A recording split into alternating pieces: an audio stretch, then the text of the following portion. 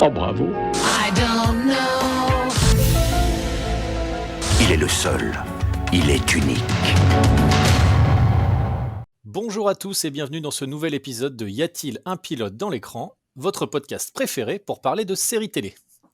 Si leur vie était adaptée en bande dessinée, ce serait Spirou et Fantasio s'abonnent à HBO. Je veux bien sûr parler de mon duo d'acolytes préférés, Mathias et Pierre. Salut les gars. Salut Jérémy, salut Pierre. Bonjour, et Jérémy, je veux bien que tu arrêtes de faire ce genre de choses, merci. J'ai commencé à en écrire, j'en ai au moins une dizaine d'avance pour tous les prochains Mais épisodes. ça ne me plaît pas du tout, là, je tiens à le dire. J'ai hâte. On va bien rigoler. Dans ce nouvel épisode, dans le thème, donc le troisième jusque-là, comme quoi on est toujours présent, on va aujourd'hui s'intéresser au thème du western. Alors le western, qu'est-ce que c'est le western ? Je propose qu'on fasse un petite remise en contexte pour ceux éventuellement qui ne sauraient pas ce que c'est que le western. Ça vous va ? Ah bah oui, écoute, on y Il y a va. vraiment des gens qui ne savent pas ce qu'est le western. Ah, on sait jamais, hein, tu sais, tout le monde n'a Je sais pas, pas, Lucky Luke. tout le monde n'a pas ta culture, Pierre. Ouais.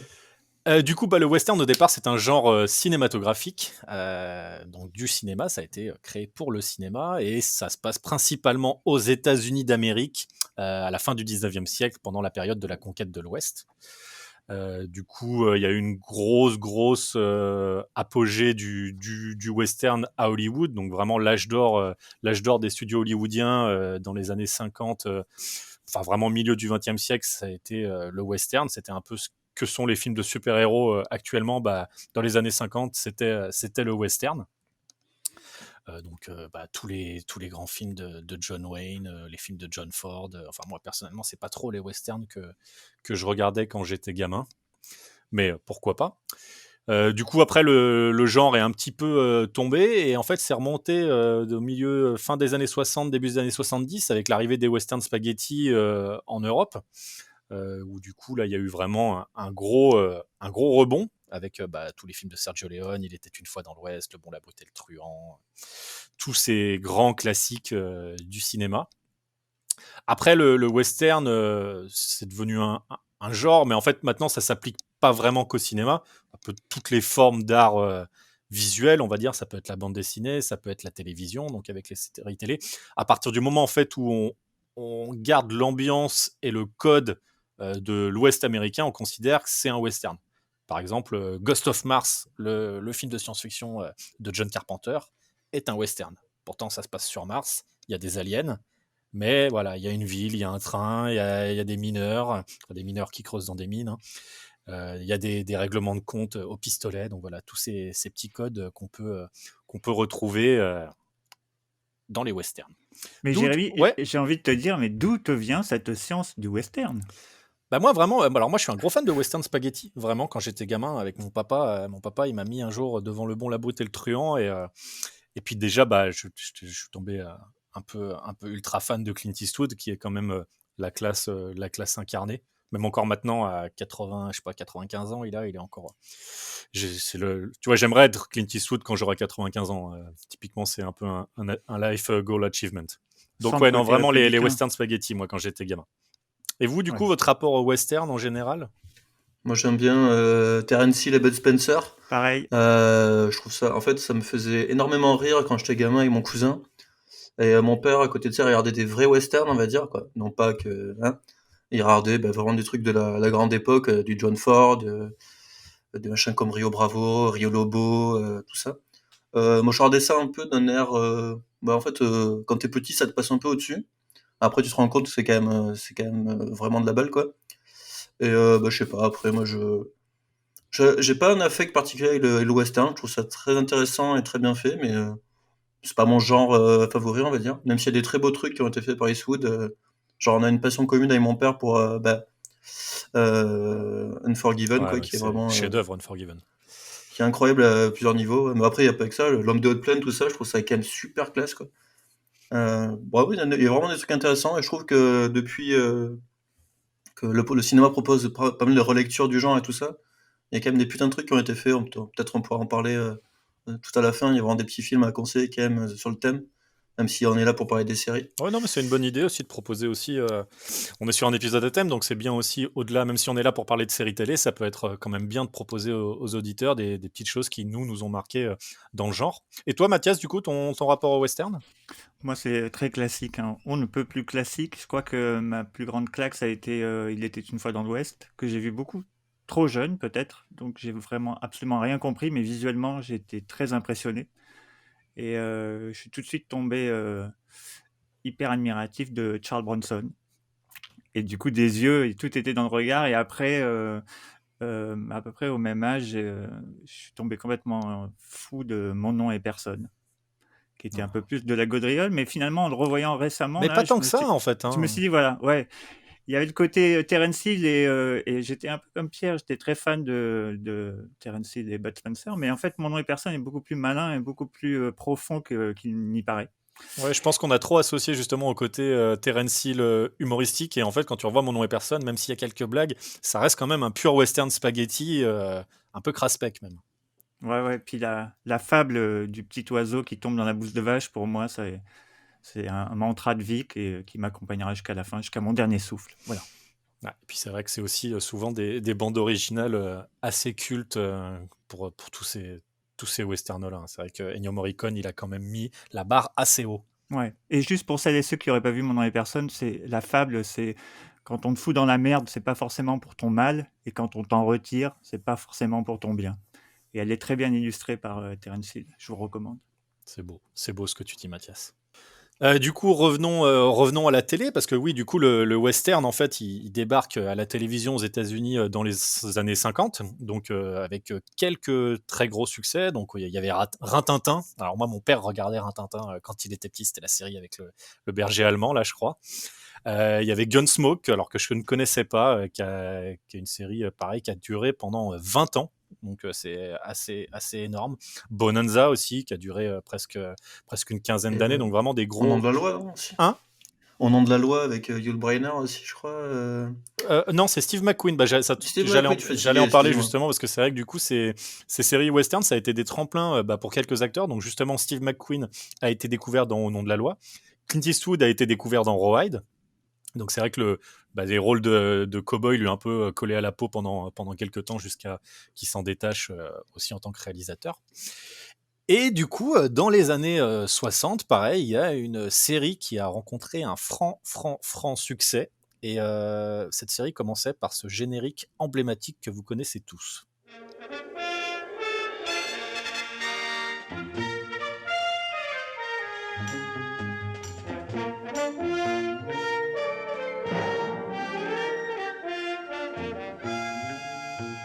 Donc oui, voilà, vous connaissez peut-être sûrement ce générique, cette musique emblématique. Et donc, je vais commencer par mon propre choix de série. J'ai décidé de vous parler des Mystères de l'Ouest, Wild Wild West en anglais.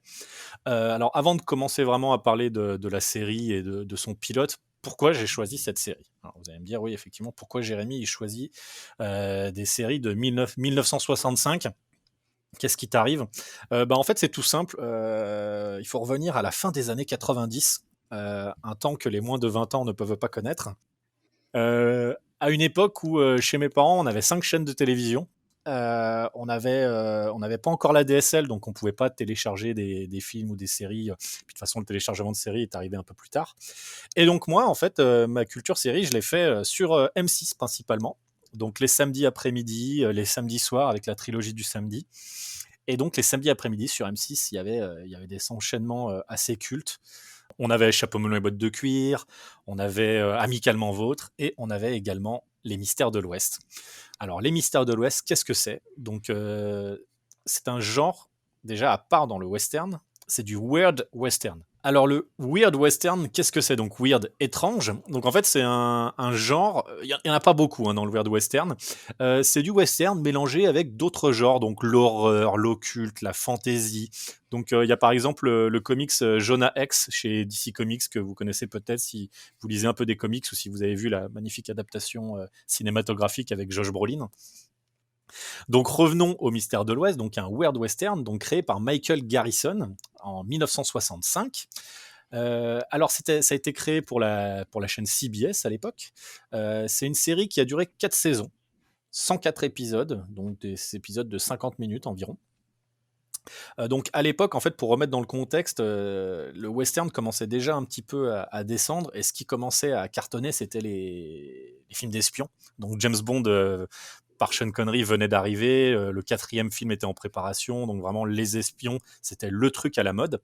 Et donc Michael Garrison, lui, au départ, il avait failli produire le tout premier film James Bond. Avant même le premier avec Sean Connery, il voulait faire une adaptation de Casino Royale. Et finalement, à cause d'histoires de droit et différentes choses, ça ne s'est pas fait. Et au final, même ce projet de Casino Royale est devenu le Casino Royale avec l'acteur qui jouait Pierre, aide-moi, Dr. Strangelove. J'ai pas. C'est pas Peter O'Toole? Peter Sellers. Peter Sellers, merci. Oh là là, le trou. Donc oui, il y a eu une adaptation un peu pastiche de James Bond, Casino Royale avec Peter Sellers. Donc Michael Garrison, lui, il a laissé tomber donc ce James Bond et il s'est dit, ah bah tiens, pourquoi je ferais pas un James Bond à cheval? Parce que c'est exactement comme ça qu'ils l'ont vendu. James Bond on an horseback, donc James Bond sur le dos d'un cheval. Et donc il a créé ce concept de Wild Wild West, donc des mystères de l'Ouest. Alors les mystères de l'Ouest, c'est 2 agents des services secrets américains. Donc c'est James West, donc déjà vous voyez le James Bond, James West, on n'en est pas loin.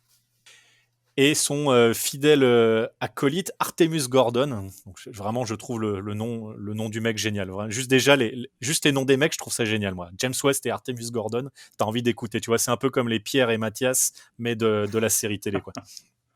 Et donc voilà, ils sont membres des services secrets, donc ils travaillent directement pour le président Ulysse Grant, donc qui était le président américain de l'époque. Et donc, en fait, à chaque épisode, ils vont être amenés à combattre des génies du mal, mais vraiment dans le cliché du méchant James Bond, donc le méchant haut en couleur qui a des plans pour détruire le monde. Donc, on est très loin, voilà, des 7 mercenaires et du petit village pris par une équipe de brigands. Non, là, on est dans des gros méchants hauts en couleur. On a des gadgets, on a de l'action, on a des belles femmes. Voilà, on est vraiment dans du James Bond au Far West. Alors moi, c'est une série, donc voilà, j'étais très fan quand j'étais gamin, parce que ce mélange justement de western et des fois du fantastique, des fois de l'horreur même, ça me parlait vraiment, c'était très cool, t'avais toujours des petits retournements de situation, tous les gadgets étaient ultra cool, donc voilà, James West par exemple, il a des trucs pour fabriquer des bombes dans les talons de ses chaussures, il a le flingue à ressort, c'était un peu l'inspecteur Gadget mais au Far West à l'époque. Donc voilà, moi, gamin de 10-12 ans à l'époque, j'étais ultra fan. C'était d'ailleurs pour la petite anecdote, c'était un de mes premiers pseudos sur les internets, sur Caramel à l'époque, pour ceux qui ont connu. C'était un mélange de l'acteur du Caméléon et du personnage de James West. Donc voilà, c'est pour vous dire à quel point j'étais perdu déjà gamin. Quelle tristesse. Le Caméléon West, on l'appelait. Oui, parce que c'était Michael T. Weiss, l'acteur qui jouait Jarod le Caméléon. Et du coup, je m'appelais James Weiss sur Caramel. Ouais, c'était vraiment, C'est la détresse de vraiment très direct. triste. Du coup, qu'est-ce qu'on fait? Est-ce que je commence déjà à parler du pilote Oh, tu peux résumer le pilote qui est pas non plus très compliqué, Ouais. mais qui présente un petit peu Mais le en perso, même quoi. temps, le pilote est plutôt bien foutu. Alors, il faut savoir que la première saison des Mystères de l'Ouest est intégralement en noir et blanc, et que je n'avais jamais vu la saison 1 avant de préparer cet épisode. Moi, j'avais vraiment vu que des épisodes en couleur sur M6. Donc, du coup, j'ai découvert le pilote pour la préparation de ce podcast. Donc, ça a été une découverte pour moi aussi, puis une redécouverte en même temps.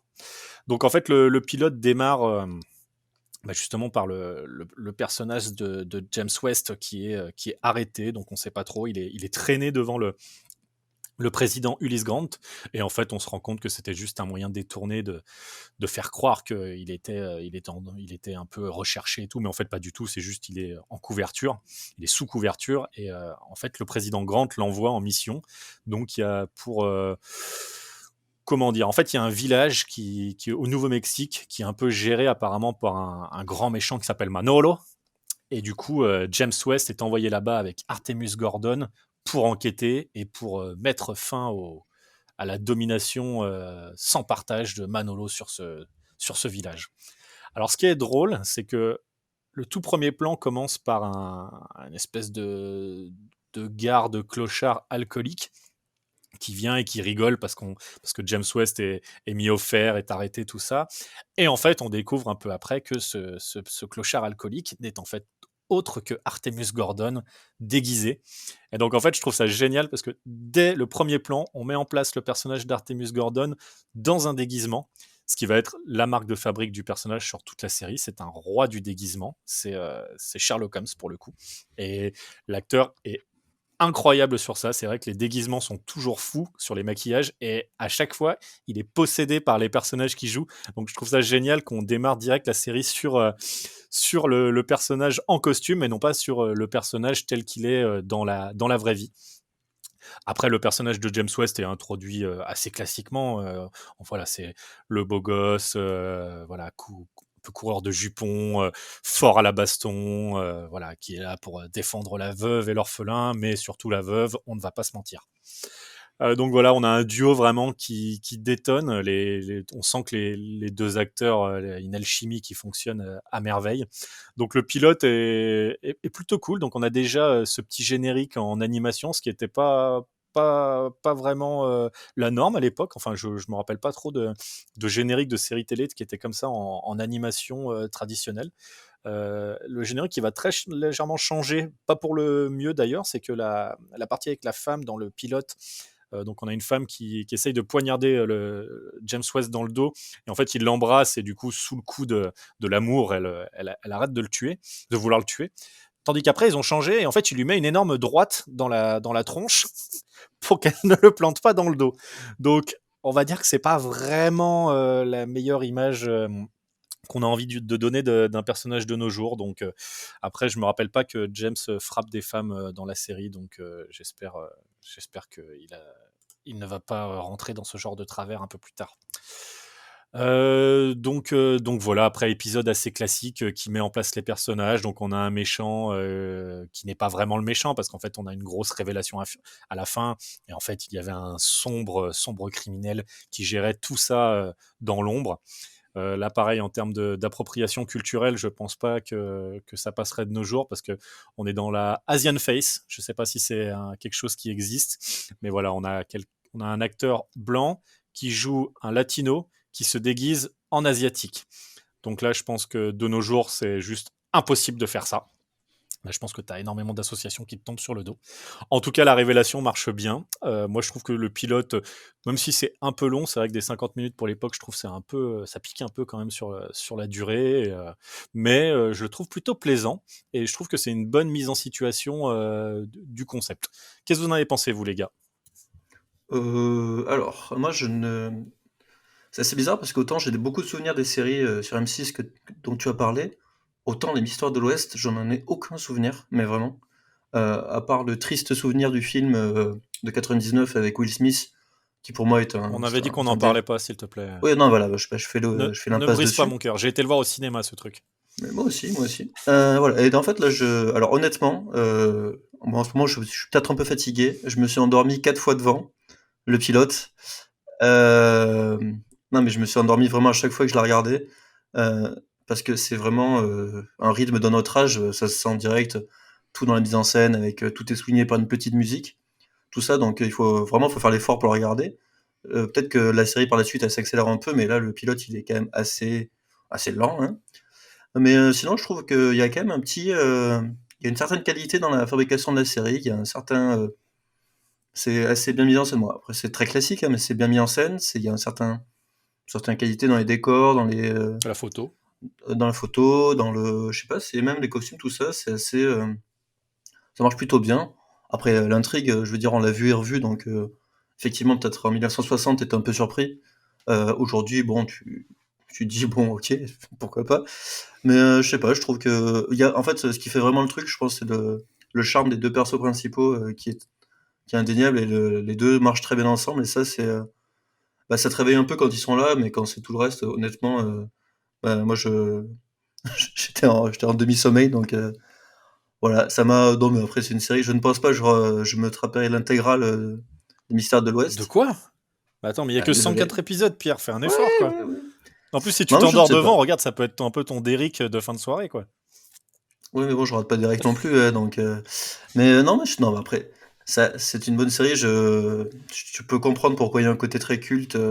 Surtout aux États-Unis, je ne suis pas sûr qu'en France, ce soit une série si culte que ça. Alors si, Qui quand est- même, honnêtement, elle a vraiment un statut culte en France. Et déjà, je pense que la VF a joué énormément parce qu'il y avait une VF qui était incroyable. Alors malheureusement, tu vois, alors là, j'ai pas bien bossé pour le coup. Je n'ai pas noté les deux monsieur en charge des doublages des deux personnages principaux. Mais vraiment, moi, j'étais transporté, je trouve vraiment limite là en le revoyant en VO. C'est vrai que maintenant je regarde tout en VO depuis 15 ans, quoi, mais la VF m'a un peu manqué, tu vois. T'avais quand même ce côté un peu nostalgie, comme pour la première fois où tu regardes Retour vers le futur en VO, tu vois. T'as quelque chose qui te manque. Bah, j'avais un peu ce côté-là parce que les voix VF étaient vraiment emblématiques. Et non, pour le coup, il y avait vraiment un côté culte. Elle a été diffusée pendant super longtemps en France. Alors, ouais, du coup, la première diffusion française, c'était en 67 sur l'ORTF à l'époque. Donc, pour vous dire que ça remonte. Donc ça avait cartonné. Elle est rediffusée en entier en 73. Ensuite, elle est rediffusée de 87 à 92 sur M6, puis sur France 3, puis sur RTL TV, puis sur la 5e. Et enfin, il y a encore un grand retour en Calme-toi, calme-toi. 1998 sur M6. Donc là, c'est C'est la bien. période où moi je l'ai découverte. Donc 6 ans après la dernière diffusion. Donc ça a été quand même diffusé et rediffusé. Et c'est qu'il y avait quand même un public pour ça si toutes les chaînes se battaient pour la voir. Parce que 98, c'est quand même 30 ans après la première diffusion. Donc si tu te dis que tu as quand même une audience 30 ans après, c'est quand même pas pour rien. Alors là, dernièrement, elle est encore diffusée de temps en temps. Donc je crois que la dernière fois que ça passait, c'était sur Paris Première ou quelque chose comme ça. C'est vrai que maintenant, Là, ça commence à être un c'est un petit peu peu. plus Voilà. difficile d'accès maintenant pour un public contemporain, en tout cas. Mais c'est vrai que moi, je me suis dit que c'était quand même intéressant d'avoir. Dans ces épisodes à thème, je pense que c'est bien qu'on tape large et qu'on propose des choses qui sortent un peu des sentiers battus. Et, euh, et moi, voilà, c'est une série qui m'avait marqué gamin. Et que, alors, pour le coup, le pilote est peut-être pas très représentatif, c'est vrai. Et moi, il y avait vraiment un côté fantastique parfois que j'adorais. Donc là, j'ai galéré. Alors, j'ai cherché un épisode qui m'avait marqué quand j'étais gamin. Je l'ai revu, il m'a moins marqué. Mais il y avait un truc génial, c'est qu'en fait, donc, le grand méchant qui revient régulièrement dans la série, c'est une personne de petite taille. Donc l'acteur s'appelle Michael Dunn, pardon. Et alors le nom déjà, mais je sais pas qui écrivait les noms des persos, mais il était juste incroyable. Donc c'est le docteur Miguelito Quichotte Loveless. Donc voilà, il y a tout de gens. Quijote. Quijote. Quijote. Donc pour Don Quijote, Loveless parce qu'il n'aime rien, c'est un peu Pierre en fait. Et, et donc voilà, c'est le méchant emblématique. C'est d'ailleurs le même qu'ils ont repris dans le film joué par Kenneth Branagh, où il se retrouve en fauteuil roulant. Donc j'imagine que les personnes de petite taille apprécieront qu'ils deviennent des personnes à mobilité réduite dans les adaptations cinématographiques. Donc pour revenir à la série, voilà, c'était vraiment un méchant génial, donc un génie, vraiment un génie du mal, le scientifique fou, toujours à inventer les pires choses pour détruire l'humanité et son pire ennemi, James West, au passage. Et donc, il y avait un épisode que j'adorais quand j'étais gamin où en fait, il invente une peinture qui résonne avec les ultrasons et qui te permet de rentrer dans les tableaux qu'il a peints. Et du coup, les tableaux deviennent des réalités parallèles dans lesquelles ils peuvent rentrer. Donc les méchants, en fait, rentrent à l'intérieur des tableaux. Ensuite, ils donnent les tableaux dans des musées. Ensuite, les méchants sortent des tableaux, volent ce qu'il y a dans le musée, re-rentrent dans le tableau, et ensuite, ils récupèrent le tableau.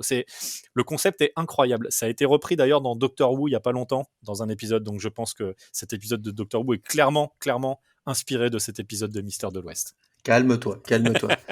Mathias, à toi un peu de parler, parce que là, l'autre, il nous fait Écoute, un monologue de l'enfer. moi je suis fasciné par Jérémy qui va nous faire les 104 épisodes, je pense, si on ne l'arrête pas. Bon, moi je l'aurais laissé aller jusqu'au bout, mais je partage pas vraiment ton opinion, Jérémy, parce que je trouve que parce que effectivement, c'est pour moi aussi une série très importante, Les Mystères de l'Ouest, et toute cette période-là où j'ai beaucoup regardé ces séries-là, et après j'ai enchaîné avec, comment il s'appelle, le personnage principal qui incarne James West, Robert Ah, Robert Conrad. Conrad, oui. Il a fait aussi Les Têtes Brûlées. Ouais, bien Enfin, il sûr. a fait. Voilà, pour moi, c'était vraiment des personnages importants. Et je trouve, en revoyant le pilote, ça faisait très longtemps que je n'avais pas vu Les Mystères de l'Ouest. Et j'ai été surpris de me dire, mais c'est dingue, en fait, tout était déjà là. Et tu l'as très bien décrit, je ne vais pas revenir dessus, mais il y a vraiment le souci de vouloir faire une histoire à tiroir où dès le début, comme tu l'as dit avec Artemus Gordon, en fait, il ne nous donne pas les clés. Et d'entrée de jeu, la série nous dit, on va jouer avec vous. on va pas tout vous montrer, mais vous allez voir et les choses vont se révéler petit à petit. Ne soyez pas impatients, en gros, un truc comme ça. Et pour les gens qui sont un petit peu attentifs, c'est toujours super rigolo ce genre de série parce que c'est truffé de petits détails qui prennent sens après, au cours d'épisode et jusqu'à la fin de l'épisode. Et donc j'ai trouvé que ça, j'avais ce souvenir-là, effectivement, des Mystères de l'Ouest. Moi, j'étais passionné pour le souci des petits détails, des gadgets. Et j'aurais jamais cru que dès le pilote, tout ça s'était déjà mis en place. La bille de billard, ils vivent, ça tu l'as pas dit, mais ils vivent dans un wagon de chemin de fer. Je trouve ça absolument génial. Bah, dans un train, mais c'est marrant parce que tu vois, James Bond, lui, il avait ses voitures. Eux, ils ont Ouais. leur train, quoi. Eux, ils ont leur train et le train enfin, il y a une locomotive et un wagon et le wagon est truffé, mais alors truffé de Passage secret. de passages secrets, de Sextoy, de tout ce que mécanismes, tu de veux. sextoys sûrement. Et j'aurais un petit mot par rapport à ça parce que c'est vrai que moi, c'est pareil, j'ai grandi dans ces années 80, complètement innocent. J'étais persuadé que George Michael était un tombeur de femmes. J'étais persuadé que James West était un tombeur de femmes. Et en revoyant le pilote, je me dis, c'est vrai qu'il y a une petite iconographie gay. On sent qu'il y a quand même le boléro, qui est l'espèce de petit veston qui est très près du corps. Il y a un moment où, pendant très longtemps, James West est torse nu. Je crois que c'est l'entrée de jeu. Il arrive, il est torse nu. J'ai lu un article où apparemment un Et- des scénaristes était en fait était gay et du coup plaçait pas mal de choses là-dedans. Donc apparemment il y a tout un fétichisme sur James West qui est souvent ligoté nu. Oui, c'est ça. Donc, Et je trouve ça génial parce que c'est pas, en fait, tout reste, c'est du grand divertissement. Voilà, il faut voir ça vraiment comme ça et ça remplit parfaitement son rôle. C'est un divertissement génial, c'est haut en couleur, comme tu l'as dit. Sauf la c'est saison 1 en noir et blanc. Allez, on passe à Deadwood parce que j'en ai marre. Voilà. Mais ouais, non, vraiment, les personnages principaux, les méchants sont toujours sur les mêmes principes et tout, mais ça fonctionne et c'est vraiment tenu de main de maître par les deux comédiens principaux dont tu as déjà parlé. Et concernant les voix françaises, je pense que c'était des gens comme Jacques Balutin ou Roger Carrel qui ont fait à peu près tous les doublages de ces séries-là, qui ont fait Starsky Hutch, qui ont fait, enfin bref, Ouais, c'est ce sera à possible. vérifier, mais On invite les gens à aller chercher par eux-mêmes aussi parce qu'on ne Mais, peut pas vous donner tout clé en main. Petite question pour vous qui avez vu pas mal d'épisodes. À l'époque, les fils rouges, ça n'existait pas trop. Donc, à part le petit nain là, qui revient 2-3 fois, il y a Loveless. des histoires. Ouais, Loveless, oui, voilà. Est-ce qu'il y a des histoires qui sont sur le long cours ou pas du tout? Est-ce que Non, c'est pas du c'était tout le pas, principe? c'était pas du tout le truc de l'époque. Enfin, moi, j'ai pas de souvenir du tout d'un fil rouge. C'est Non. une enquête à C'est- chaque fois. Ouais, le principe, c'était vraiment que tu pouvais piocher dans la série. À l'époque, ils se prenaient vraiment pas la tête, je pense, à faire Enfin, c'était très feuilletonnant pour le Oui, coup, il n'y avait quoi. pas de fil rouge, quoi. Surtout la télé demande pas du tout des trucs comme ça pour diffuser des trucs dans le désordre. Ça, c'est. Complètement. Bah, elle a été diffusée d'ailleurs au début en France, elle était diffusée dans le désordre. Un peu la technique TF1 que TF1 fait encore maintenant de temps en temps, c'est pas pourquoi. On s'étonne que les gens vont après sur les Oui. services de SVOD. Et Du coup, juste, ouais, j'ai pardon. encore un petit détail qui a retenu mon attention et que j'ai trouvé assez rigolo, c'est que, arrêtez-moi si je me trompe, mais au fur et à mesure des saisons, en fait, le générique n'apparaît plus qu'au début des épisodes, parce que là, le générique revient, enfin, des parties de générique reviennent entrecoupées Tout à les fait. différents moments de l'action. Et ça m'a fait penser au pilote de Six Feet Under, où ils ont coupé le pilote par des pubs, des fausses pubs, et quelque chose qu'ils ont complètement enlevé dès le deuxième épisode. Et je me suis posé la question, je me suis dit, tiens, il me semble que les Mystères de l'Ouest ont fait la même chose, c'est-à-dire qu'ils ont commencé par réintroduire des bouts de générique pour, voilà l'action, on en est où, voilà ce qui arrive en gros, et que après ils l'ont dégagé Bah pour oui, faire en un fait, seul il y avait des. générique. Alors, je pense que c'était pour marquer les coupures pub aussi. Et en fait, en gros, le générique, vous avez comme une animation en 4 cases.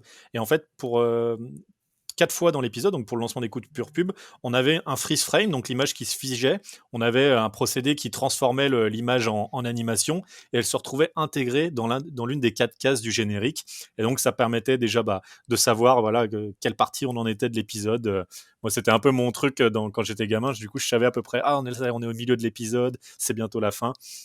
Et je trouvais ça cool aussi, c'était avant Photoshop et compagnie, et je trouvais ça génial de voir une vidéo qui se transforme comme ça en dessin. Ça marchait plutôt bien pour l'époque, tandis que maintenant, tu as juste à faire je sais pas quel effet, et tac, t'as tout de suite le même truc. Non, l'animation, ce n'est pas de la magie, Jérémy. L'animation, il y a du travail derrière quand elle est de qualité. Pour Tu arrêtes transformer tout une de suite photo tes en conneries. dessin, t'as Tu 3 arrêtes tout filtres de sur suite tes Photoshop. conneries. Tu arrêtes. Du Merci. coup, ouais, Allez, non, mon père, c'est bon. En tout cas, voilà, pour terminer, c'est vrai que c'est une série qui a eu quand même une production assez compliquée. Rien que déjà sur la saison 1, il y a eu 3-4 producteurs qui ont été dégagés avant qu'on trouve le bon ton. Il y a eu pas mal de malédictions aussi. Donc, déjà, l'acteur d'Artemus Gordon a eu des gros problèmes de santé. Donc, il a fait un arrêt cardiaque pendant le tournage de la saison 1. Donc son personnage est régulièrement remplacé par d'autres acteurs qui viennent jouer un acolyte de James West. Et donc malheureusement, il est décédé en 1981. Donc après l'arrêt de la série, ils avaient fait 2 téléfilms qui avaient cartonné. Donc un en 79, Le Retour des Mystères de l'Ouest. Un en 80, Encore plus de Mystères de l'Ouest. Je vous donne les titres en VF, c'est plus drôle. Et juste avant qu'ils attaquent le 3e téléfilm, le comédien donc Ross Martin décède d'une nouvelle crise cardiaque. Et du coup, ils ont décidé de ne pas poursuivre sans lui, en fait. Et également, donc, Michael Garrison, donc lui, c'est encore plus triste, donc le créateur de la série. Donc lui, il est mort en tombant dans les escaliers chez lui pendant la saison 2. Rien à voir avec le professeur du même nom. Non, rien à voir avec le professeur Non. Garrison. Mais du coup, c'est bien que tu fasses une vanne au moment où je dis que le mec est mort en tombant dans les escaliers chez lui, quoi. Donc ouais, il est tombé dans les escaliers, il s'est brisé la colonne apparemment. Enfin, il est mort en tombant dans les escaliers. Donc il a été remplacé par Bruce Lansbury, qui restera jusqu'à la fin de la série et qui après la série partira sur une autre série d'espionnage, Mission Impossible. Donc la première série à Mission Impossible des années 60. Donc comme quoi la boucle était bouclée. Alors avant de terminer, j'ai un petit piège pour vous, un petit quiz. Qu'est-ce que Friends a volé au Mystère de l'Ouest ? C'est juste les titres avec The Night Of, The machin, tout C'est ça. bien, Pierre. Donc c'est à chaque fois la structure du titre des épisodes est calquée sur la même phrase. Effectivement. Donc Effectivement, tous les épisodes des Mystères de l'Ouest commencent par The Night Of, donc la nuit de, et ça restera jusqu'à la fin des 4 saisons. un truc que je trouve intéressant, c'est aussi de voir que ça a été annulé, pas parce que ça ne marchait pas, mais parce que c'était une demande par rapport au Congrès américain qui demandait qu'il y ait moins de violence à la télé. Ouais, la Donc ça, je série trouve ça- était bon, après, considérée comme suffit très de violente regarder à si- l'époque. Ouais, non, je trouve ça intéressant. C'est assez marrant que on se prive d'un truc qui a de l'audience pour juste conformer à des demandes politiques. C'est intéressant. Ouais, je pense qu'après, du coup, c'est peut-être pour ça que les téléfilms avaient aussi bien marché. C'est que peut-être c'était sur des cases horaires moins accessibles à un public jeune et du coup, ils avaient peut-être moins de problèmes de censure. En tout cas, voilà. Moi, j'ai jamais vu les téléfilms. Tiens, tu vois, ce sera l'occasion peut-être de regarder ça plutôt que l'adaptation abominable de Barry Sonnenfeld avec Will Smith et je sais même plus, c'est Kevin Kline, non, qui jouait Artemus Kevin Gordon. Kline, il y a Kenneth Ouais, Kenneth Branagh. Branagh, mais bon, Kenneth Branagh, on c'est l'a perdu, atroce, je hein, crois. c'est de la merde. Alors ouais, tiens, petite anecdote, alors ça c'est un truc qui n'a rien à voir, mais si vous regardez les Q&A de Kevin Smith, donc Kevin Smith, réalisateur américain, à l'époque quand Kevin Smith écrivait le scénario du Superman de Burton, qui ne verra jamais le jour, il raconte à un moment qu'il est chez un producteur, donc un des producteurs du film. C'est John Peters. Et John Peters lui dit alors par contre c'est génial, mais à la fin, il faudrait que Superman il se batte contre une araignée géante. Alors Kevin Smith il fait ça va être compliqué. Finalement le film ne se fait pas. Un ou 2 ans après, Kevin Smith va au cinéma avec sa fille, il va voir Les Mystères de l'Ouest. Et là, quelle est sa surprise que de voir que à nouveau par le même producteur, quelle est la fin des Mystères de l'Ouest ? Une araignée géante robot. Donc voilà, le mec a réussi à placer son araignée géante. Ça m'a fait rire cette petite anecdote. En tout cas, je vais m'arrêter là. Si vous voulez regarder la série, elle est pas rediffusée en ce moment à la télé. Il y a une intégrale en DVD qui est trouvable encore d'occasion parce qu'elle est plus vraiment éditée. Moi, si ça vous intéresse, j'ai un coffret VHS à la maison. Mais voilà, après, il faut que vous ayez encore le magnétoscope. Donc oui, j'ai gardé mes VHS des Mystères de l'Ouest. Ne posez pas de questions, c'est comme ça. Maintenant, on va faire un petit bond dans le temps pour aller jusqu'au milieu des années 90, car Pierre va nous parler de Dr. Quinn, femme médecin.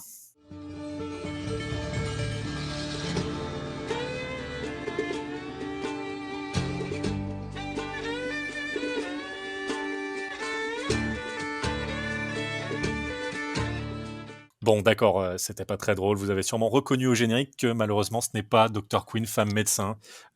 Pierre a essayé vraiment de nous le vendre, mais on s'est battu bec et ongle avec Mathias pour ne pas parler de Dr. Quinn, femme médecin. Donc, C'est faux. devant le constat d'échec, Pierre a décidé de se rabattre sur quoi du coup, Pierre? C'est une petite série mineure qui s'appelle Deadwood. Je connais pas. Deadwood, voilà, c'est... Non, c'est pas mal, c'est pas mal. Donc, Deadwood. Alors, Deadwood, une série qui... alors, bien sûr, c'est du HBO, hein. C'est une série qui a été créée par David Milch, donc un gros nom de la télévision américaine, parce qu'il a beaucoup de séries à son actif, on pourra revenir dessus, je pense qu'on en reparlera peut-être dans d'autres podcasts. Et donc, Deadwood est une série qui a été lancée en 2004 sur HBO, donc, et qui nous raconte... alors, c'est vraiment d'une galerie de personnages à la HBO, qui raconte les aventures de beaucoup de personnages qui se retrouvent dans la ville de Deadwood, qui est une ville un peu sans foi ni loi, perdue, je crois que c'est peut-être dans le Dakota, un truc comme ça. Et donc on suit alors, des personnages qui sont un peu tous des grosses têtes du Far West. Donc il y a des personnages inventés et des personnages historiques, ça c'est plutôt sympathique. Et donc le héros, si on peut dire que c'est le héros, c'est une sorte de shérif dans son ancienne vie qui s'appelle Seth Bullock, Marshall. interprété par... C'est pareil, c'est un Marshall, un shérif, voilà, c'est un policier qui est joué par Timothy Olyphant, donc un Hitman. très bon acteur. Hitman. Un très bon acteur quand il fait des séries, très mauvais acteur quand il est au cinéma, c'est le paradoxe de Timothy Olyphant.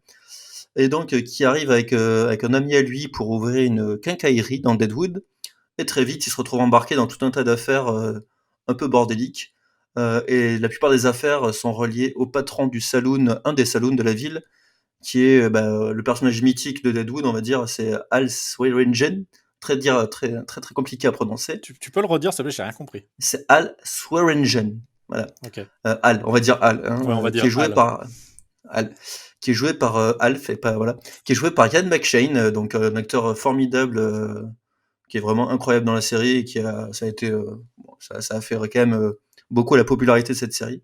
Mais c'est pas le seul, parce qu'il y a quand même beaucoup de persos qui sont vraiment qui sont incroyables. L'acolyte de Timothy Olyphant, il est joué par John Hawkes, qui est un acteur aussi incroyable, je trouve, dans la série. C'est peut-être le seul qui est vraiment la petite touche d'humanité de la série, je trouve.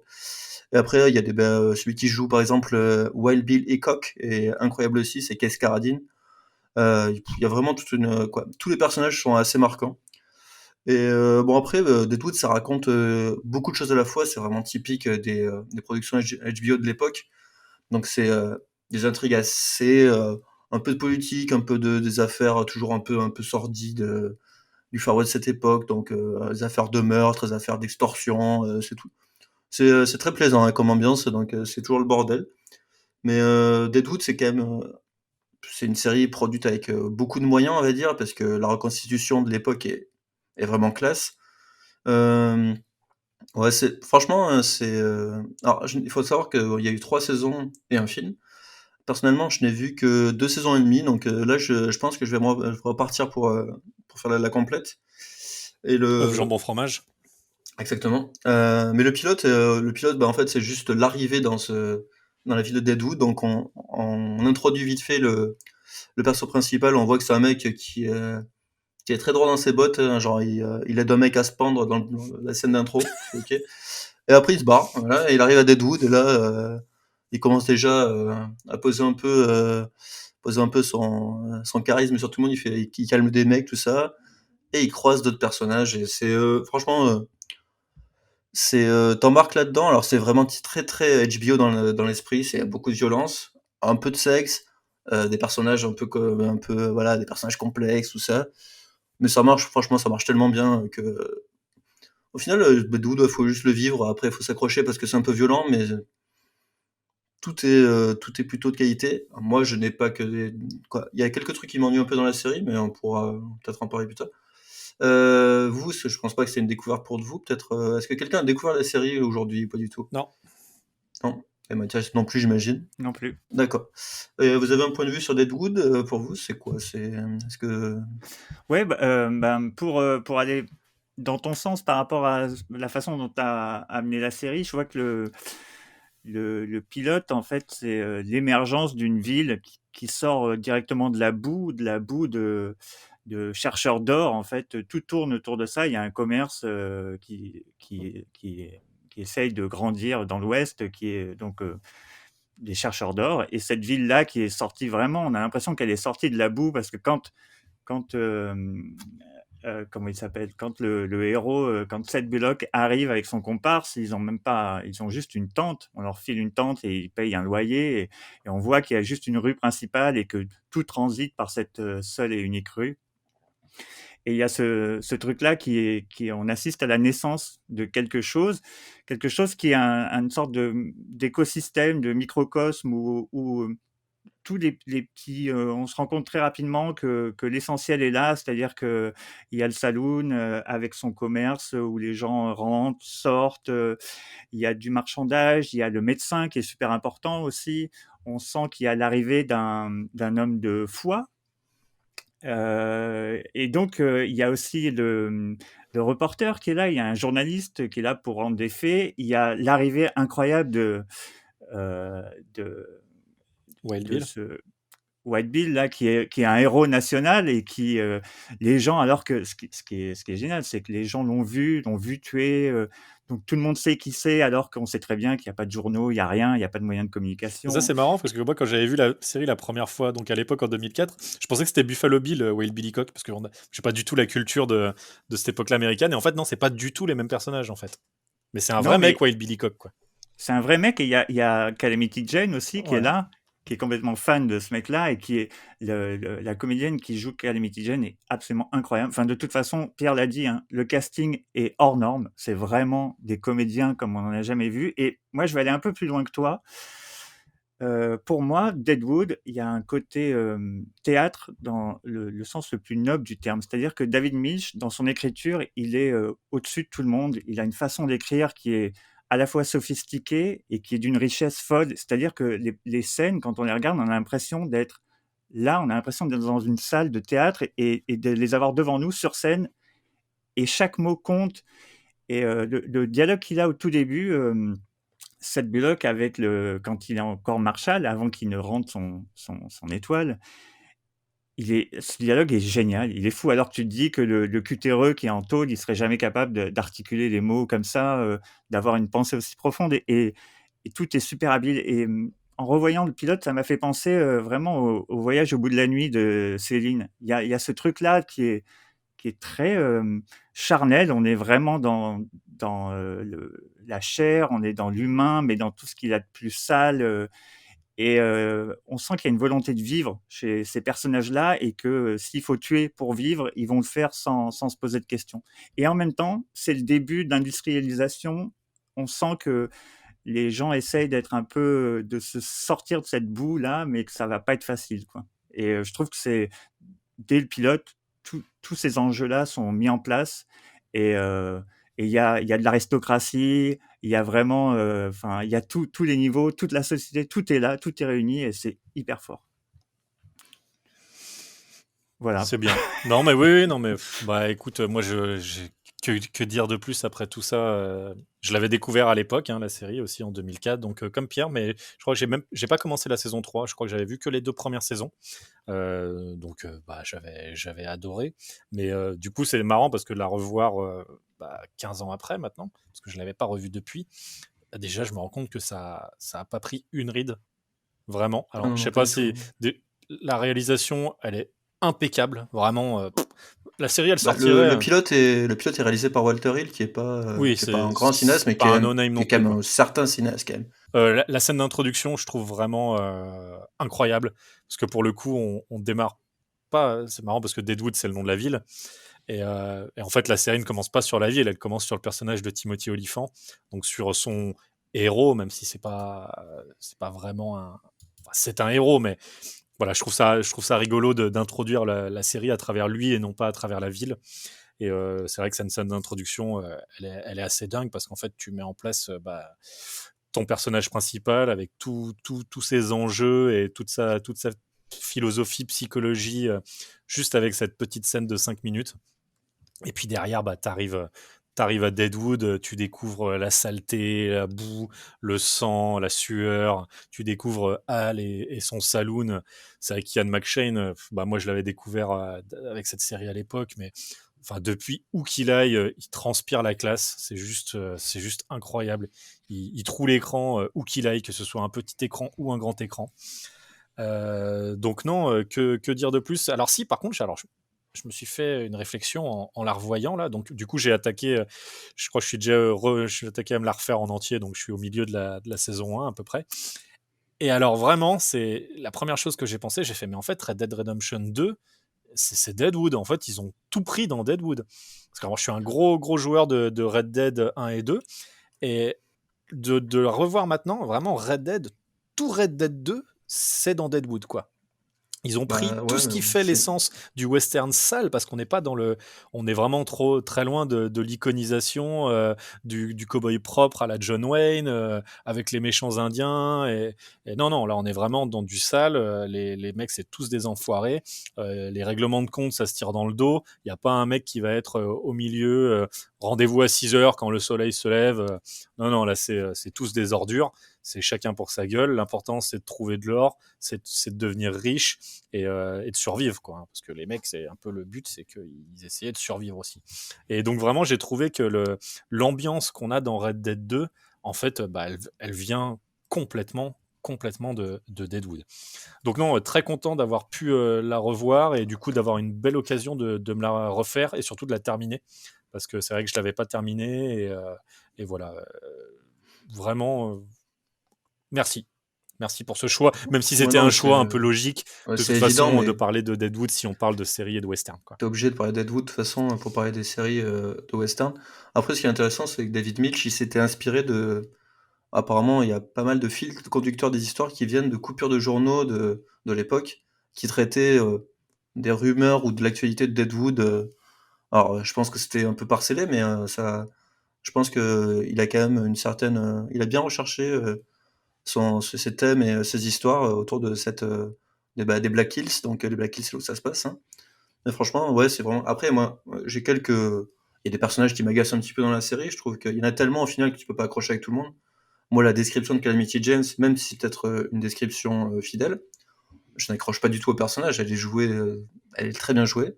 Mais moi, je n'accroche pas avec elle, quoi. Ou il y a d'autres personnages qui sont un peu pénibles. Mais bon, après, c'est comme toutes les séries de HBO à cette époque-là, comme Rome, comme The Wire, tout ça.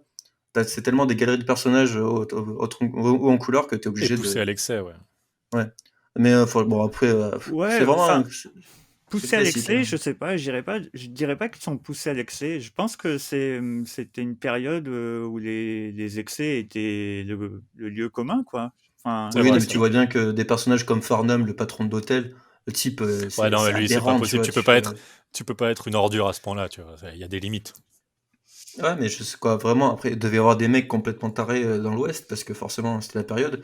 Mais là, bon, après, c'est plaisant de voir ça, tu vois, qu'il y a l'écriture, il y a un travail sur des persos et tout. Après, forcément, t'as tes petits préférés et tout ça. Mais moi, je trouve l'aspect Euh, réalité historique est intéressant parce que j'aime bien quand une série m'amène aussi à aller chercher un petit peu en dehors. Et typiquement, voilà, ça m'a amené à l'époque à aller chercher qui c'est Wild Billy Cock avec la fameuse histoire de la main au poker. Donc, je vais pas spoiler la série, mais je connaissais cette histoire et cette légende. Et du coup, j'ai découvert qu'en fait, c'était lui. Calamity Jane aussi, ça change de l'image qu'on a de Calamity Jane. Enfin, non, plus pour le coup, je pense que c'est exactement ce qu'elle devrait être. Mais moi, moi, je la connaissais de Lucky Luke, tu vois. Donc, c'était assez limité comme background historique. Donc, non, j'aime bien, tu vois, qu'on m'incite à aller voir un petit peu plus loin. Et c'est vrai que, tu vois, la culture, moi, l'histoire américaine, c'est pas trop mon truc, quoi. J'y connais pas grand chose et c'est bien de chercher un peu plus loin que ça. Et pour terminer sur les personnages, je voudrais juste parler vite fait du docteur, donc qui est joué par Brad Dourif, qui est un acteur incroyable que j'adore du fond de mon cœur, donc qui a joué, qui est taré, surtout. qui est complètement taré, qui jouait Chucky, donc qui fait la voix de Chucky et qui joue le tueur avant qu'il transfère son âme dans Chucky, donc dans la fameuse série Jeux d'enfants, donc avec la poupée tueuse. Il jouait Sigma Langue de Serpent, c'est ça, Sigma Langue de Serpent. Grima, pourquoi Sigma? Sois pas complètement Rien à con, voir. hein, là. Grima, langue de serpent dans le Seigneur des Anneaux. Donc en fait, je crois que c'est la première fois que je le vois pas jouer une ordure. Parce qu'il joue vraiment, lui et l'acolyte de Timothy Olyphant, c'est vraiment, pour moi, c'est vraiment la petite étincelle d'espoir au milieu de cet océan de boue et de sang. Si, il y a le pote de, comment ça s'appelle? Charlie Hutter qui est assez sympa aussi, qui est un peu une ordure, mais il est plutôt sympathique. Il y a aussi le personnage joué par Jim Beaver, dont j'oublie le nom, mais Jim Beaver, que j'aime beaucoup, qui joue le prospecteur d'or, qui était assez noble aussi. Il y a deux, trois Le mec de personnages sympas. Supernatural qui joue Bobby, Ouais, je vais te le tuer si tu barbu. continues à faire des références à Supernatural, mais effectivement, C'est le barbu le barbu. Ouais, bah c'est. Le barbu de Supernatural, voilà, on y va. Il y a le révérend aussi, qui est Ouais, un le révérend, super bon après, personnage. Il a une trajectoire qui est un peu... Mais le Et casting Brad est Dourif, fou, hein. Le casting, il est dingue, Brad hein. Dourif, il était très bien dans Voler aussi d'un nid de coucou. Moi, je l'avais Ouais, découvert c'est là-dedans vrai. quand j'étais jeune, et c'est un mec qui marque. Non, mais après, le casting de Deadwood, tous les personnages, quoi, tous les mecs, dès que t'as un mec historique qui arrive dans la série, tu sais que ça va être sympa parce que, bon, on va pas spoiler qui c'est qui vient dans la série, mais il y a quand même toutes les stars, et bah, tous les personnages principaux sont quand même des personnages qui ont existé, sans doute un peu exacerbés pour faire du show, quoi. Mais c'est vraiment, quoi, c'est tellement cool que, bon, voilà. Là pour rejoindre, où on voit vraiment que c'est de la fiction et que l'auteur se fait plaisir, c'est que, par exemple, il y a une scène avec Brad Dourif qui fait donc le docteur, où il vient récupérer une personne qui est plutôt mal en point, et il en déduit que la, la parole n'est pas située dans le lobe frontal parce que le lobe frontal a été endommagé. Et cette petite scénette-là, tu sais que on sent bien que c'est un plaisir d'auteur. Endommagé, le mec a pris une balle dans la tête, quoi. Voilà, c'est ça. Mais juste vers l'avant du crâne, et donc le docteur prend le temps de faire passer une espèce de tige et tout. C'est un test PCR. Ouais, voilà, il fait un test et tout d'un coup, il dit c'est génial, il a continué à parler, donc ça veut dire que la parole ne se situe pas dans l'avant du crâne, mais doit être dans une autre partie du cerveau, et on sent l'intérêt qu'il a médical pour tout ça. C'est très drôle, cette scène, ouais. Et juste une autre chose qui me semble importante, c'est que c'est pareil, il aborde des thématiques comme le racisme d'une façon super intelligente, et la façon dont les personnages féminins sont traités aussi, en fait, alors que c'est beaucoup des prostituées. Les personnages féminins sont beaucoup plus forts que ce qu'on pourrait penser, et notamment la prostituée qui s'appelle Trixie, qui est jouée par Paula Malcolmson, qu'on peut retrouver dans Ray Donovan, pour ceux qui aiment cette série-là. C'est un personnage qui est super intéressant, qui est vraiment travaillé, qui est une femme très très forte, malgré son statut de prostituée, elle s'en prend vraiment plein la figure. Et je trouve que voilà, ça aurait été facile, je pense, de faire des femmes objets, des femmes qui sont accessoires, alors qu'il y a beaucoup d'hommes autour, et que dans l'écriture, il arrive quand même à s'en sortir et à faire en sorte que les femmes soient mises bien en avant, quoi. Voilà. Ouais, non, mais c'est vraiment honnêtement, c'est une très grande série. Bon, après, bien sûr, il faut aimer le western, mais je suis même pas sûr que ce soit en fait, on peut apprécier la série pour tellement de choses que. Le western, c'est une C'est trame peut-être. de fond, en fait, hein. Oui, Ça va voilà. bien Après, au-delà peut-être du que western. bon, le pilote et tout ça, et les saisons 1 et 2 sont très appréciables. La 3, je peux pas trop en parler, mais je crois qu'elle est un peu plus complexe et qu'on commence à aborder des choses sur la trajectoire politique des zones un peu compliquées comme ça, de non-droit aux États-Unis et ce genre de choses. Et le film, j'aimerais bien savoir de quoi il parle, mais je m'attendrai à le voir. Je le regarderai juste après, là. C'est cool qu'il y ait eu un film, parce il a mis quand même 7 ans à se faire après l'arrêt de la série. Mais bon, après, voilà, ça reste un petit monument, comme beaucoup de séries HBO des débuts des années 2000. Là, il y avait vraiment toutes les cartes pour faire un truc cool, et franchement, c'est vraiment une série à voir, je pense. Voilà. Et pour avoir tout vu de mon côté, les 3 saisons plus le film, je pense que c'est bien d'enchaîner le film après les saisons, de pas Ouais, pour laisser dans trop. l'ambiance, quoi. T'es dedans et t'es. Ouais, voilà. Et je vais faire aucun spoil, rassurez-vous, mais je trouve que le film a une poésie, une beauté qui, moi, m'a vraiment profondément touché. Et quand on est vraiment impliqué avec les comédiens, avec les personnages, voir le film a été un peu discuté parce que chacun a ses attentes et tout ça. Et moi, je trouve il a une poésie qui est magnifique, sachant que David Milch, le créateur, malheureusement est atteint d'Alzheimer, et que il a vraiment fait le film avec ses dernières forces, quoi. Et la façon dont il a intégré tout ça et tout, enfin, c'est génial. Grand respect. Peut-être un petit mot sur David Milch, quand même, qui est pas que la moitié d'un showrunner, quoi, parce que bon, le mec, il nous a fait. Bon, il a créé pas mal de séries quand il était jeune, quoi, jeune, je ne sais pas, mais dans ses débuts, c'était plutôt des séries sur les flics américains, donc beaucoup de trucs. Peut-être la plus connue, c'est NYPD Blues. Blue, Les pardon. flics à vélo. Exactement, J'adore. voilà. NYPD Blues, j'appelais ça, moi. Voilà. J'en peux plus. Après, il a aussi créé des trucs comme John from Cincinnati, qui est une série qu'on parlera, dont j'espère qu'on va parler l'un de ces jours. C'est Et prévu. il y a Luck, qui était très très bien aussi avec Dustin Hoffman, sur l'univers des courses hippiques. Il a participé aussi à la première saison de True Detective, je crois, mais je sais pas quel était son rôle exact, mais il était dans cette team-là.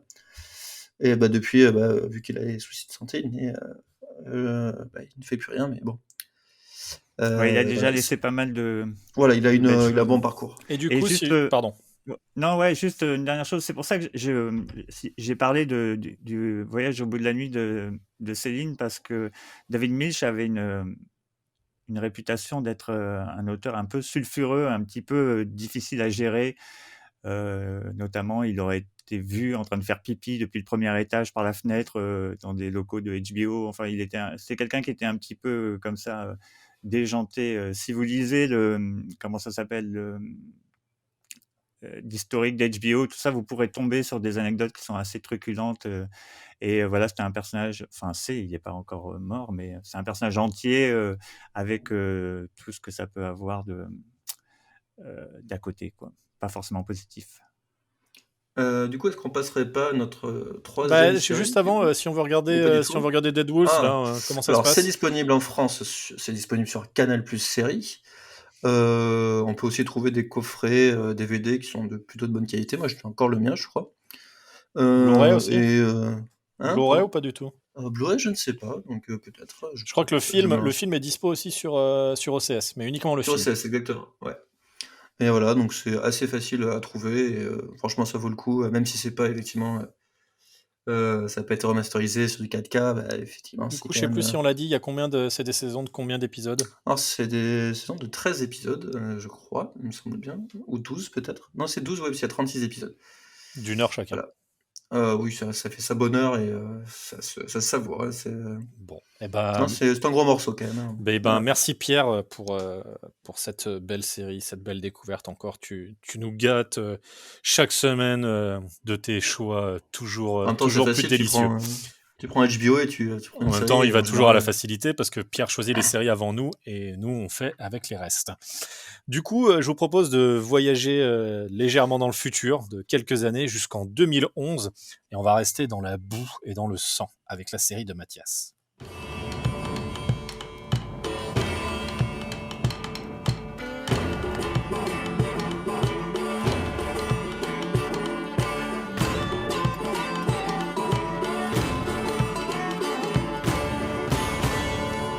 Donc Mathias, tu as la lourde responsabilité de conclure cette sélection, ce triptyque.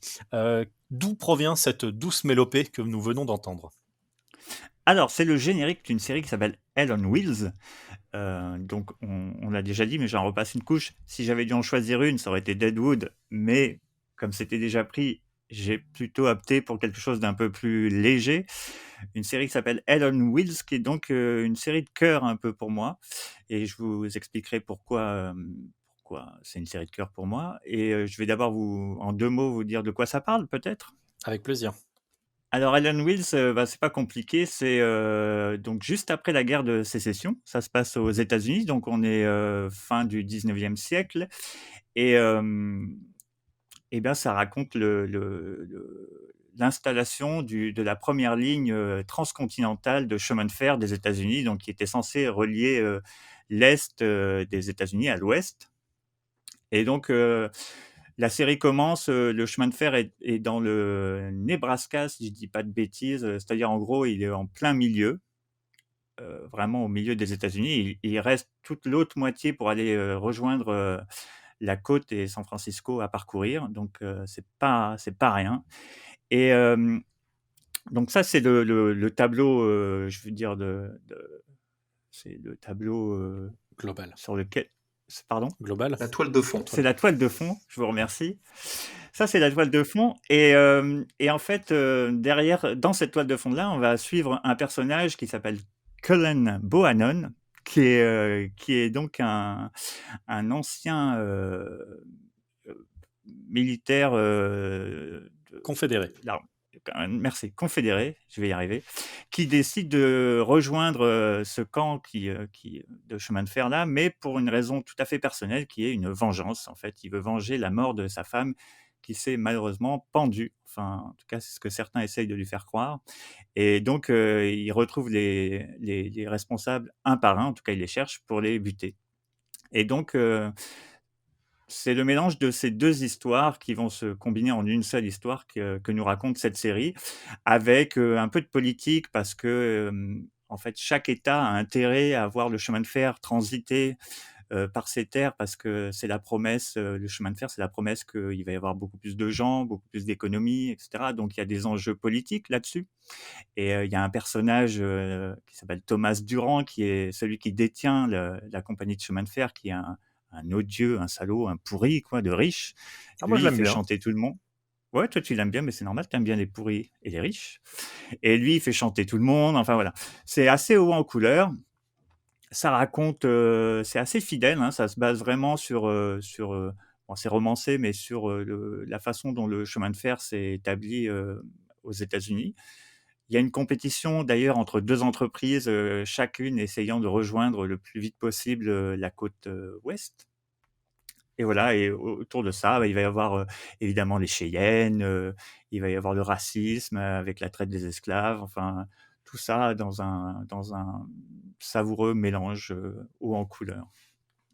Qu'en avez-vous pensé, vous?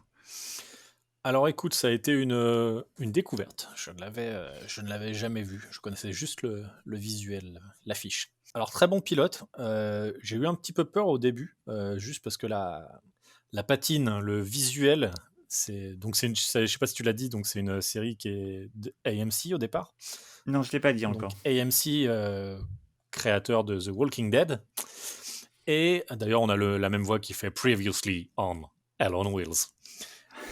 Et du coup, honnêtement, je me suis dit, ok, c'est le même chef-op, c'est le même directeur artistique, c'est la même chose. Genre vraiment, ça pourrait être le même univers que The Walking Dead, tellement visuellement c'est proche. On a vraiment cette image un peu désaturée, contrastée.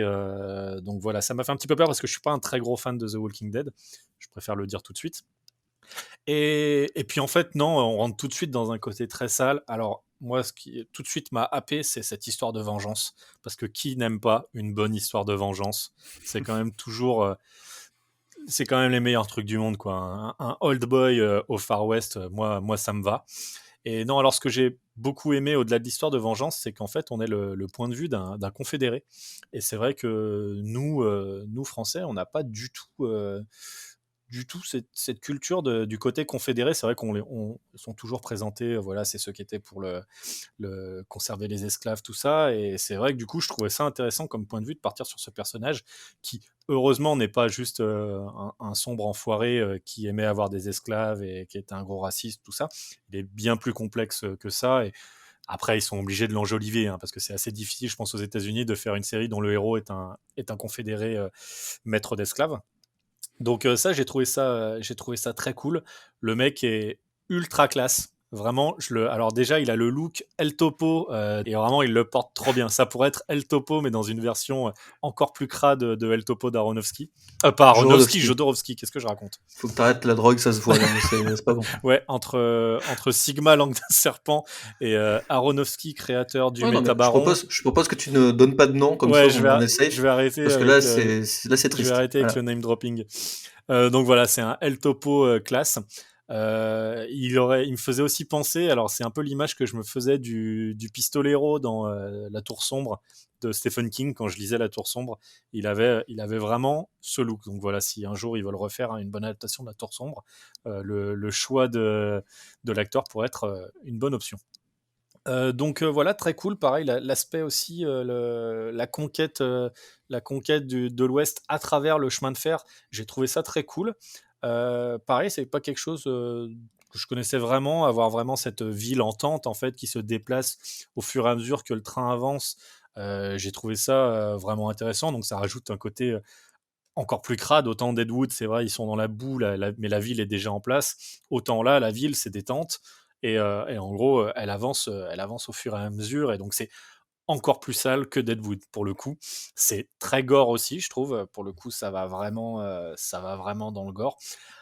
Alors, j'ai enchaîné sur toute la saison. Je vais pas partir dans des spoils ou quoi. Donc là, je suis à peu près au milieu de la saison 2.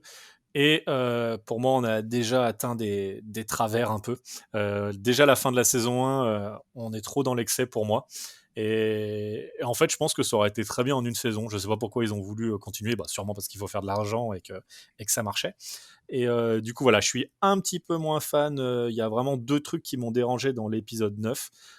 Où vraiment, là, du coup, ça m'a sorti en fait dans l'histoire où je pouvais avoir encore un côté à peu près réaliste, même si c'était vraiment très poussé à l'extrême, je pouvais encore y croire. Là, voilà, ça m'a vraiment sorti. J'ai fait ouais non, là c'est too much et du coup ça dessert un peu le propos. Donc c'est dommage. Et la saison 2 pour le moment m'intéresse pas des masses. Donc on verra si je continue. En tout cas, j'ai au moins maté la saison 1 et ça a été plutôt cool. Que dire de plus? Bah moi, typiquement, je trouve le personnage du Doc, donc Doc Durand, le fameux propriétaire de la compagnie de chemin de fer, donc qui doit à tout prix atteindre la côte ouest avant la Pacific Rail Union, c'est ça? Ouais, Donc ça, c'est ceux, si je dis pas de bêtises, on les voit dans Lucky Luke aussi, parce que à un moment ils disent c'est tout le à fait. Chinaman qui construisent, et donc c'est vrai qu'on avait dans Lucky Luke, c'est que des Chinois en fait qui construisent le chemin de fer. Donc ça m'a fait rigoler. Enfin, je vois pas ce qu'il y a de drôle, mais bon, j'ai envie quand même de rire parce que j'aime rire.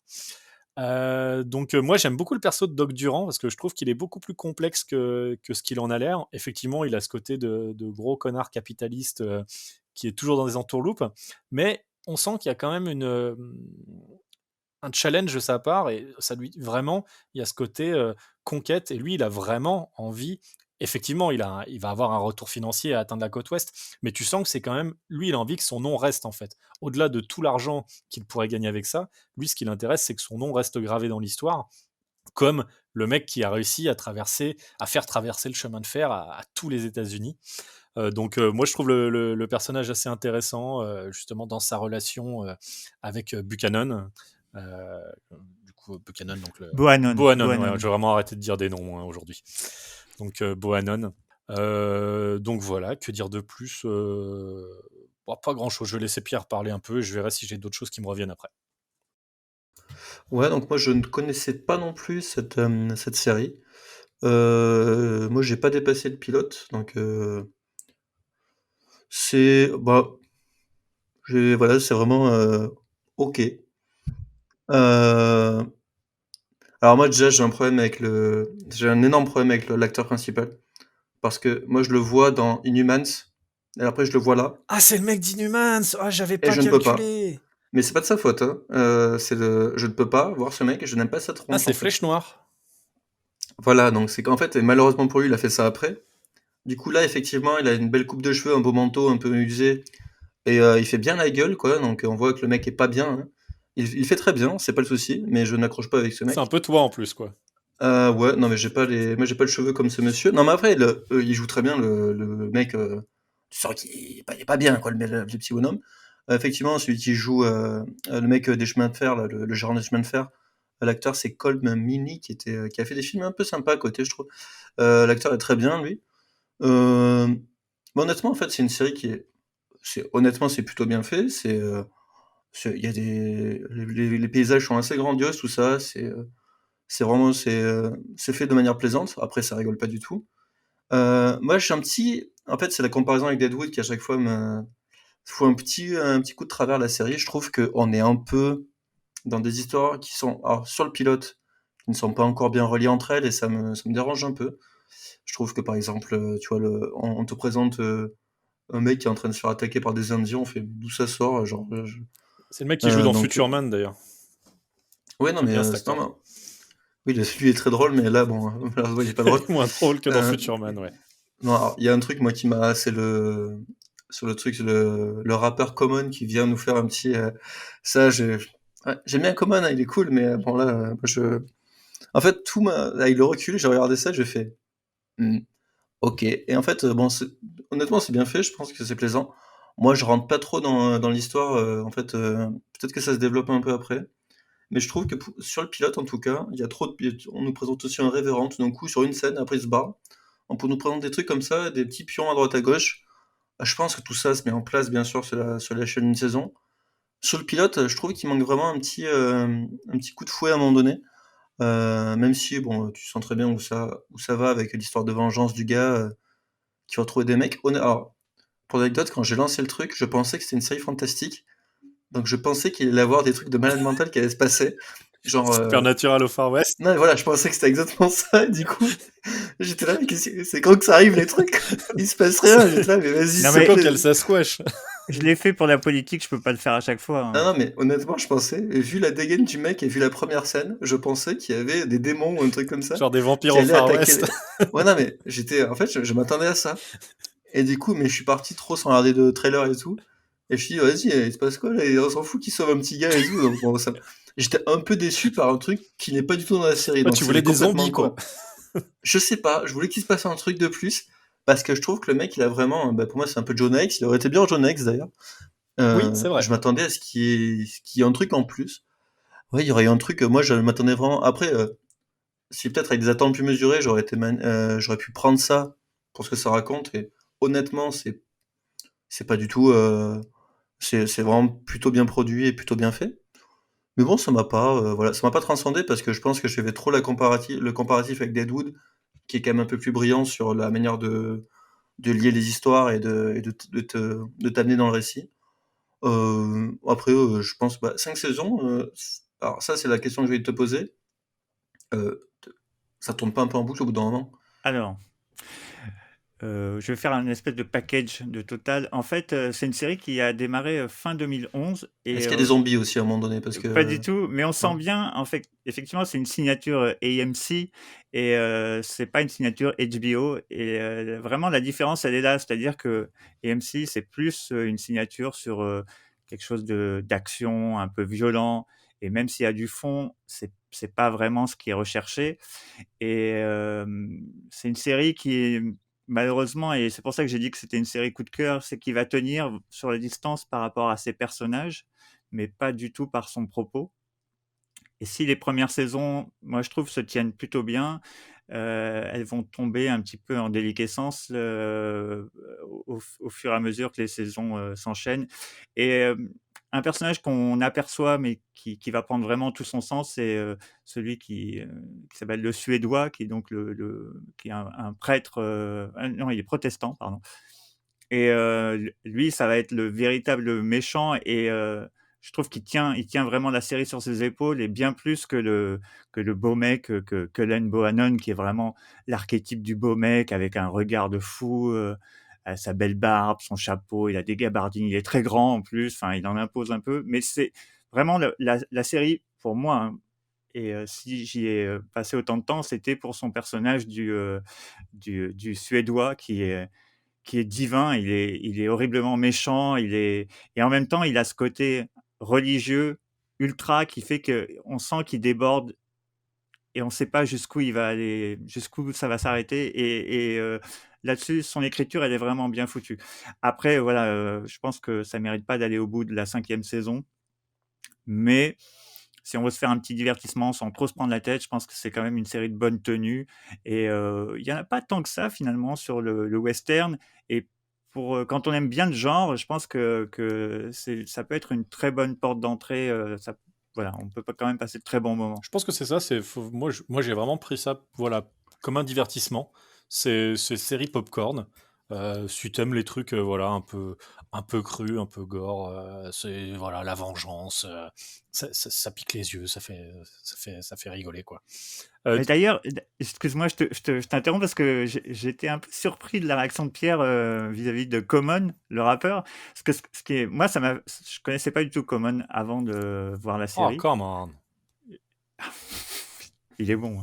J'ai découvert Common bien plus tard et je me suis rendu compte que c'était un rappeur qui avait des paroles qui étaient très travaillées. C'est vraiment quelqu'un qui travaille le fond, qui a un véritable discours. Et c'était étonnant de le voir dans cette série-là où, alors, il défend vraiment, c'est vraiment la caution noire pour le coup. Où, le racisme est évoqué.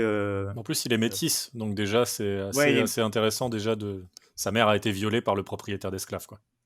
Mais il a une super, franchement, il a une très belle trajectoire, je trouve, dans la série. Et je trouve que Pierre lui a pas rendu hommage parce qu'il s'en sort plutôt bien, Alors moi je malgré reviendrai tout. juste pendant que j'y pense parce que j'avais pas été voir le suédois, j'étais là, bon je le connais de quelque part, je le connais de quelque part. Donc je viens d'aller voir à l'instant et effectivement, il jouait dans Stargate Atlantis. Il jouait le personnage de Halling. Donc voilà, un jour on parlera de Stargate et de tout l'univers Stargate, on fera une spéciale en 18 épisodes. Oui, je ne serai pas là. Donc voilà, il jouait dans Stargate Atlantis. Et alors par contre, il a quand même une filmographie qui est assez dingue parce qu'il a joué dans 3 films Twilight. Il a joué dans Blade Trinity. Il a joué dans Pourquoi il faut que tu Highlander 3. salopes tout à chaque fois? Donc C'est plus fort que toi, en fait. vraiment, voilà, c'est quand même pas n'importe qui. Il a joué Zor-El dans Smallville. Donc voilà, Bon, ça on suffit. peut quand même dire que il a une page IMDb qui est assez exceptionnelle. Non, blague à part, il est vraiment très C'est lui bien son perso. c'est l'antagoniste principal de la série parce qu'en fait, C'est plutôt ouais, Durant. pas Bah, il y a dans- pas, en fait, Non, l'antagoniste, je dirais pas qu'il y a vraiment d'antagoniste au début, en tout cas, parce que c'est plus une histoire de vengeance, la saison 1. Il cherche les mecs qui ont tué sa femme, et voilà, quoi. ouais. Après, Durand, c'est vraiment le côté capitaliste.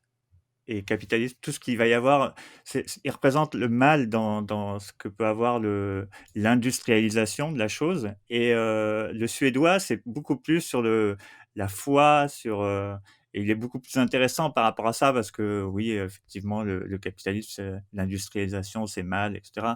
Bon, ok, on l'a vu 100 fois, alors que ce qui défend Thor Gunderson, le suédois, donc, c'est beaucoup plus intéressant, beaucoup plus malsain en gros. Et vu qu'on est dans les fun facts, je suis allé voir parce qu'il me paraissait très grand. Il mesure 1m93. Donc effectivement, il en impose, le monsieur. Il en impose. Voilà, donc c'était vraiment, encore une fois, Deadwood a été pris, du coup, Hell on Wheels.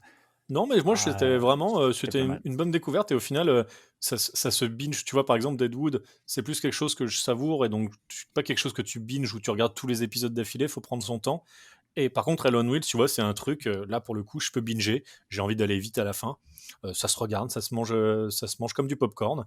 Et après, bon, je t'avoue que non, les 5 saisons, ça risque d'être compliqué. En tout cas, la saison 1, je trouvais elle se tenait bien.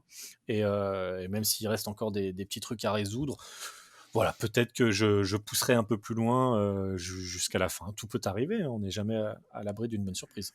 Tu nous diras. Et si par hasard certaines personnes seraient intéressées pour regarder Hell on Wheels, eh ben, j'ai bien peur malheureusement que pour l'instant il faille se rabattre sur le support physique, que ce soit en disque DVD ou en disque Blu-ray.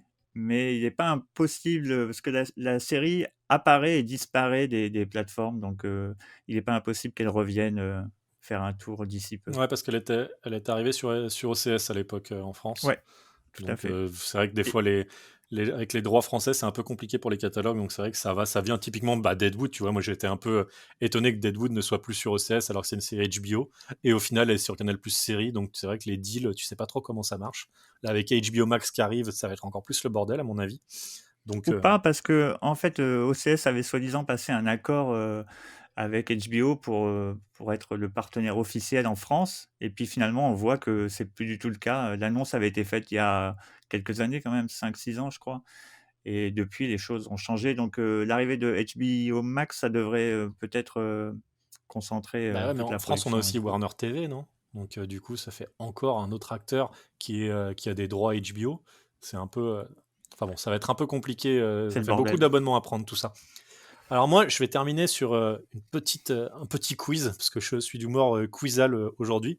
Quel est le point commun entre vos deux séries et Keanu Reeves? Allez, c'est la fin du podcast. Merci de nous avoir écoutés.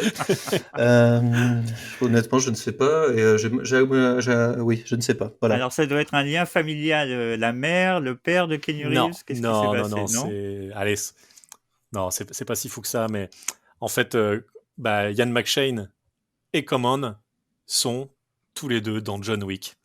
Voilà. Ah, Et voilà, et c'est Merci en fait de c'est parce que passer de du très coup bons films. ma copine est passée pendant que je regardais Hell on Wheels et du coup elle voit commande, elle fait ah c'est le mec de John Wick et effectivement je l'avais pas du tout reconnu et j'ai fait mais c'est incroyable parce que Ian McShane est aussi dans John Wick parce qu'elle avait fait la même Effectivement, remarque c'est pendant que incroyable. je regardais Deadwood et du coup je me suis dit voilà c'est absolument le genre d'anecdote incroyable que je dois ressortir Ah, pendant le podcast et donc voilà je suis content en tout cas que vous ayez pris ce petit quiz avec beaucoup d'humour et beaucoup de bonne volonté. Merci Pierre. bah, moi c'est j'ai la pris fin du beaucoup de quiz, plaisir. d'accord, excusez-moi.